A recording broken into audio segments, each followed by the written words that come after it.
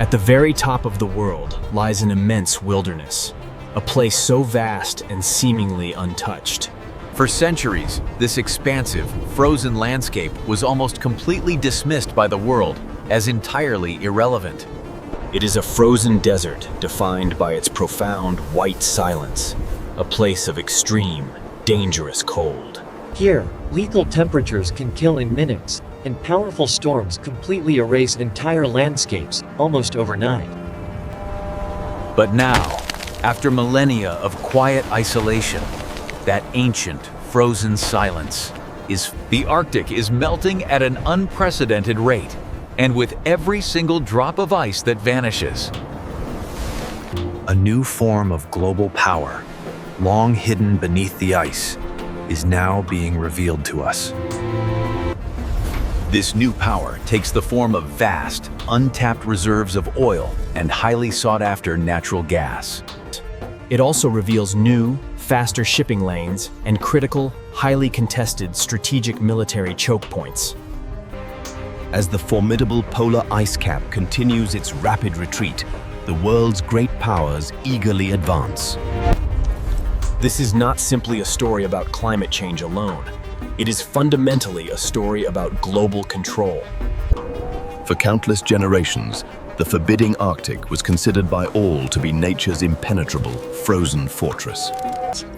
But now, modern satellites clearly show the ice shrinking much faster than has ever been recorded before. Legendary sea routes that once belonged only to myth are now becoming major new highways of commerce. These new routes dramatically shorten the distance between continents, completely reshaping the geometry of global trade.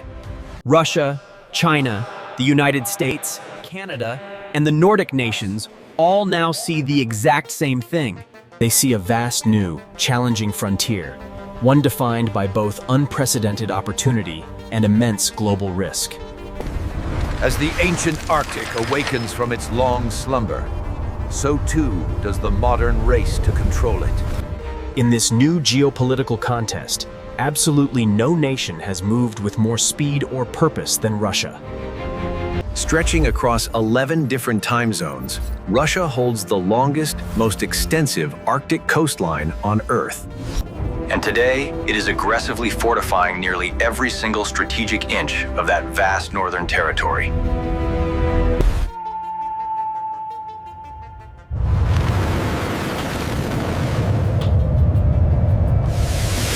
Old Soviet bases, buried deep in snow since the Cold War, are suddenly becoming active and alive again.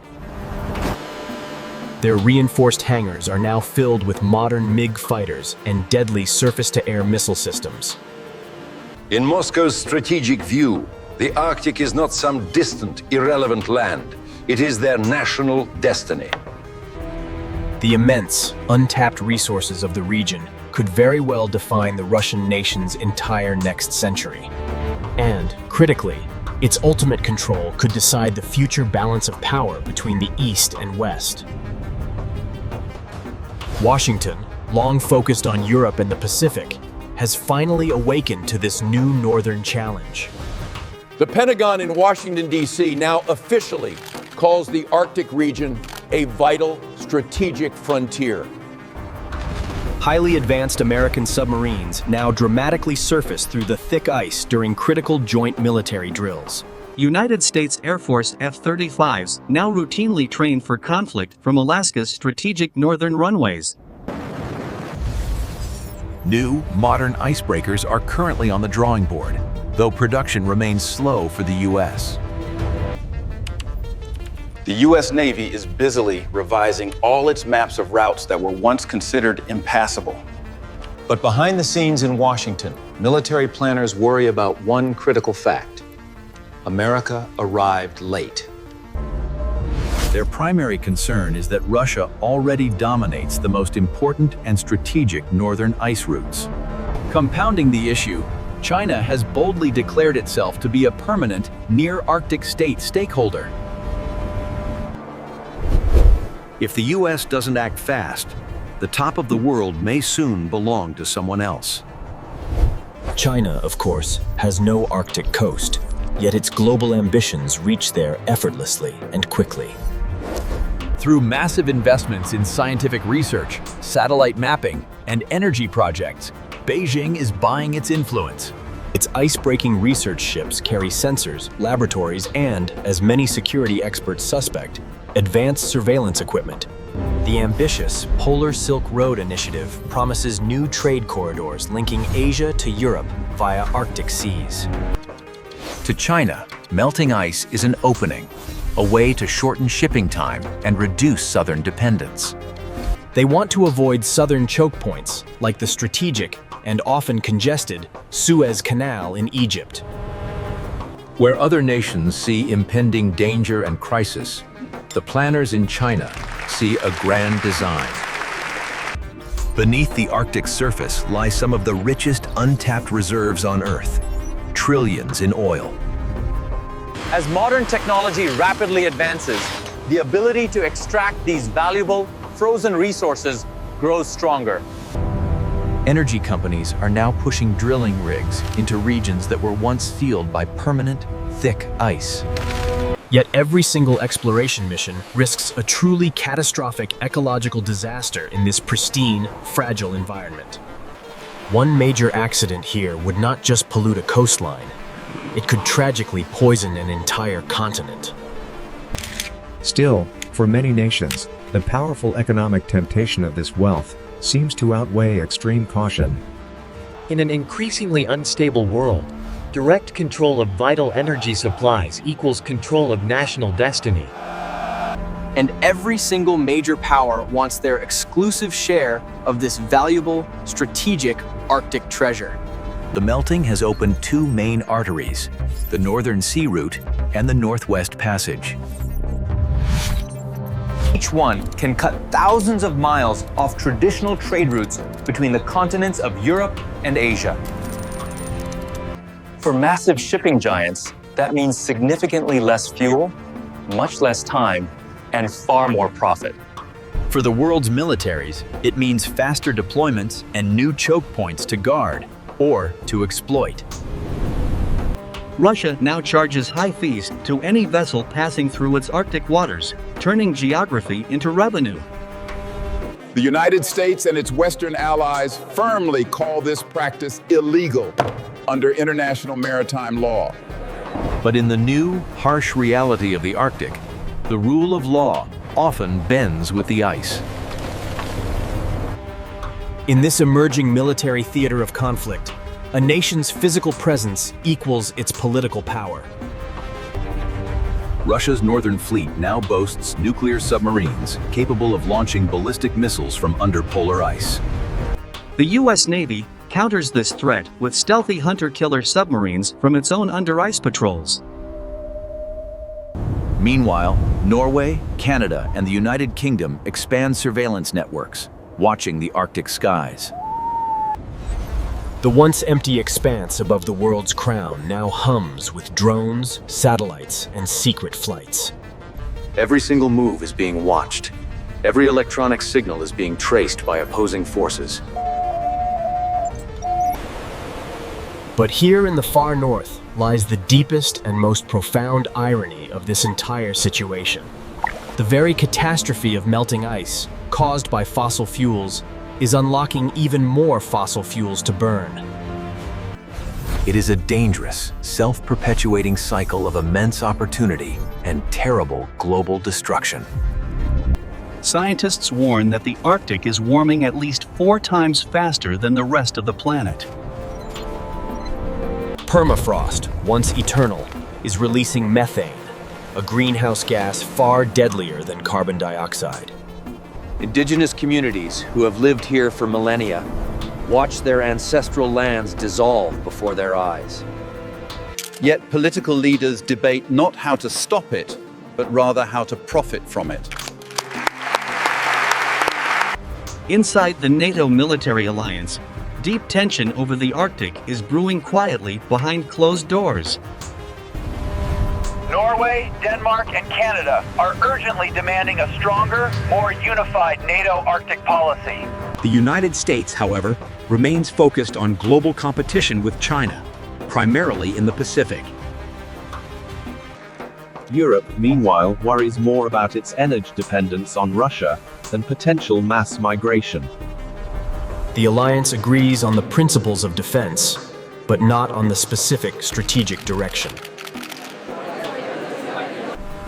Russia's massive military buildup in the north forces unity, but it also creates pervasive, lingering fear.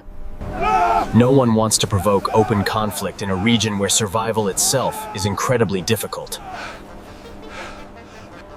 The Arctic may soon test the limits of NATO solidarity like nothing has ever before. Beyond all the geopolitics, there are people who call the Arctic their one and only home.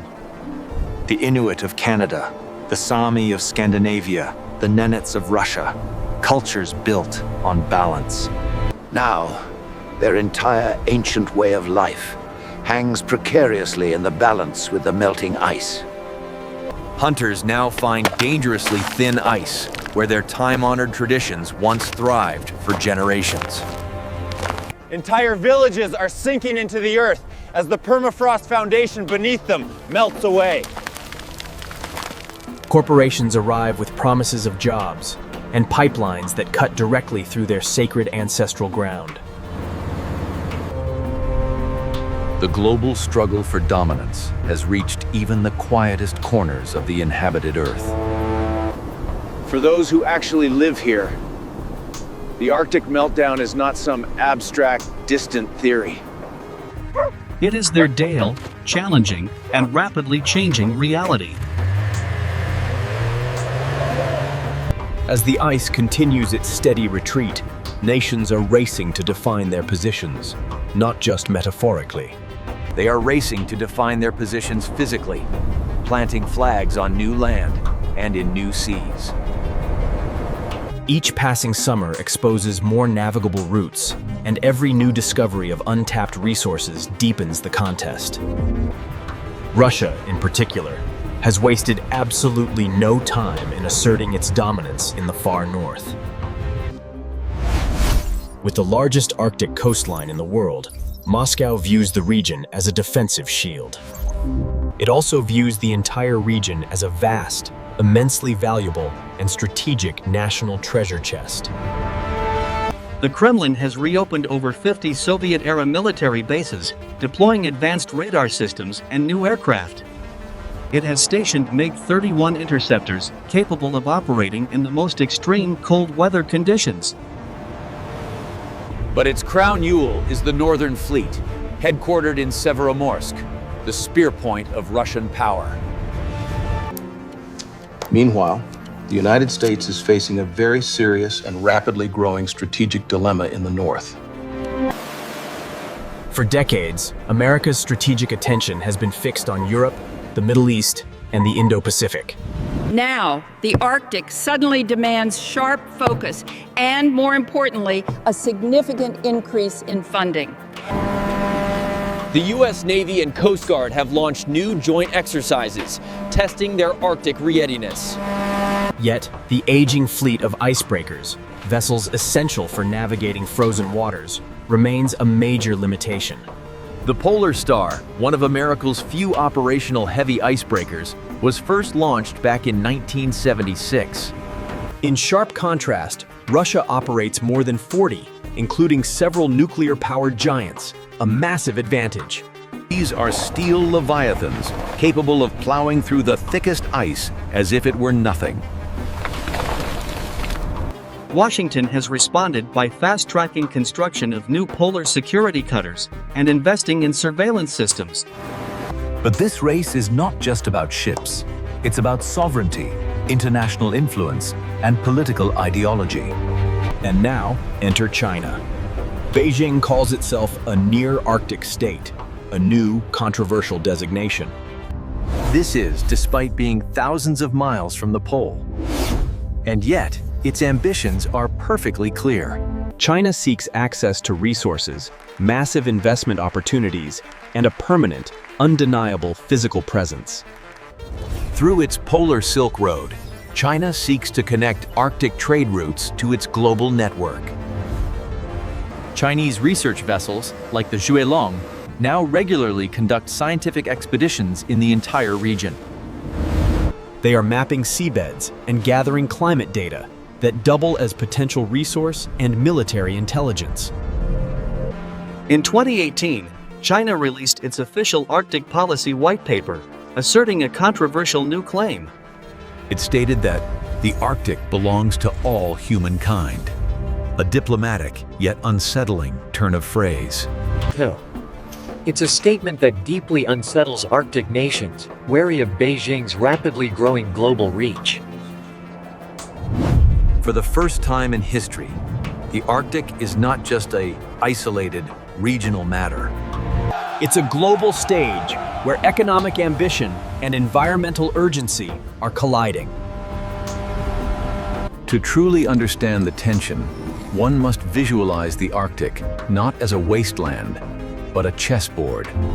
Each square of this icy game represents untold wealth: oil, gas, fish, and rare earth minerals. The U.S. Geological Survey states 13% of undiscovered oil and 30% of untapped gas lie here. But there is a catch: ownership. 5 nations claim overlapping sectors of the valuable Arctic seabed. The United States, Russia, Canada, Norway, and Denmark all have competing claims to these resources. And as the ice melts, these boundaries shift, bringing with they new and dangerous international disputes. In 2007, a Russian submarine made history by diving deep beneath the geographic North Pole.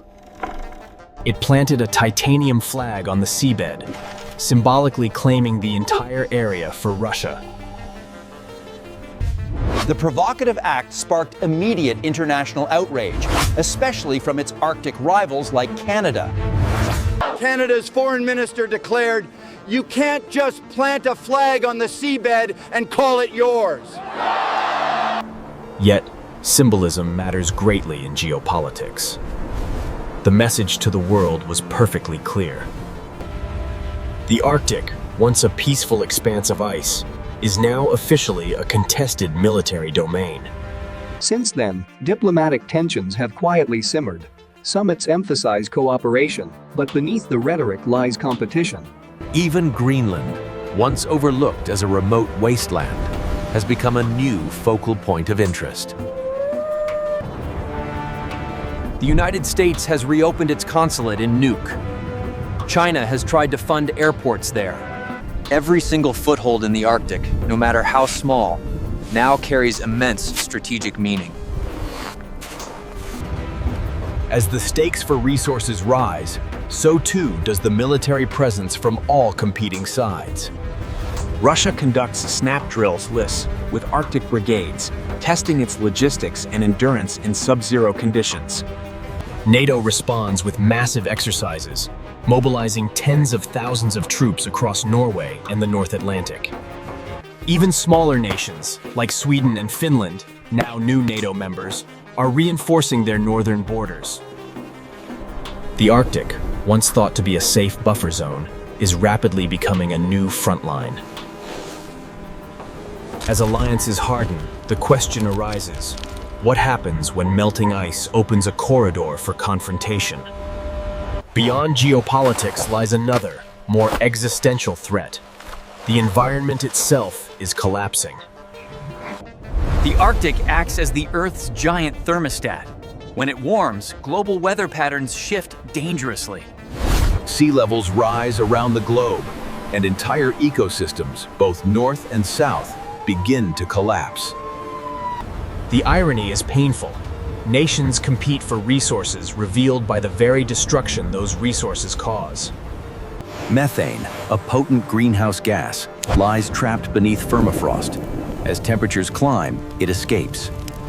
This accelerates climate change even further. It's a feedback loop with devastating global potential.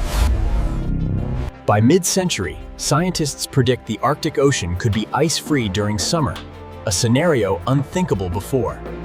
But amid this crisis comes opportunity, or so some believe. New shipping lanes promise faster trade. The Northern Sea Route and Transpolar Passage promise to cut travel time between Asia and Europe by weeks. For global trade, this represents a revolution. For security analysts, it represents a terrifying nightmare. They see a vast, unregulated corridor that could become a new strategic choke point for conflict.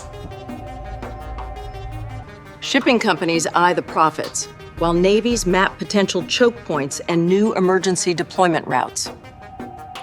Even insurance agencies are studying ice patterns and political stability. In the new Arctic, risk is high. Because in the new Arctic, the line between peaceful commerce and open conflict is razor thin. Technology plays the decisive role in this frozen competition. Satellites track every single movement below. They track everything from commercial cargo ships to the silent patrols of nuclear attack submarines. Drones, equipped with infrared and radar, survey ice thickness and look for territorial encroachments. Artificial intelligence predicts weather shifts that could make or break critical military operations in the field. And beneath the surface, quite literally, lies a silent, high-stakes, high-tech arms race. Submarines equipped with cruise missiles, nuclear deterrents, and underwater drones prowl the dark depths. The Arctic Ocean, vast and opaque, offers perfect cover for stealth warfare and secret operations. It is the new deep frontier of global deterrence and military power projection for the superpowers. Amid this geopolitical storm, Indigenous voices are often tragically forgotten. Communities that have lived in harmony with the Arctic for millennia now face immediate, existential threats. Their lands erode, their traditions vanish, and their entire future hangs in a state of uncertainty. They stand as living witnesses to the consequences of global ambition and devastating global neglect. As the world powers maneuver for position, these people remind us the Arctic is not a battlefield. It is a home, a fragile ecosystem holding lessons in humility and the art of survival. Looking forward, the next 2 decades will almost certainly define the Arctic's ultimate, final fate. If cooperation prevails, it could become a model for responsible governance, a shared zone of science.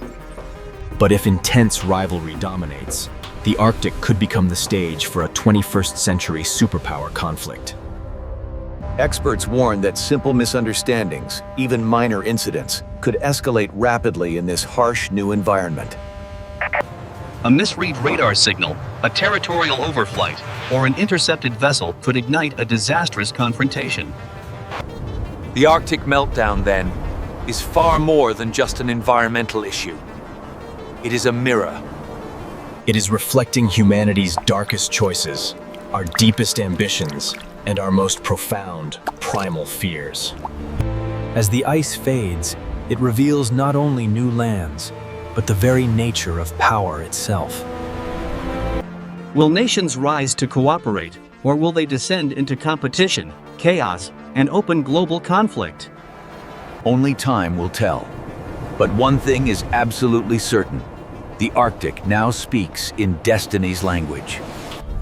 The Arctic is melting, and with it, the fundamental boundaries of the entire world are being redrawn.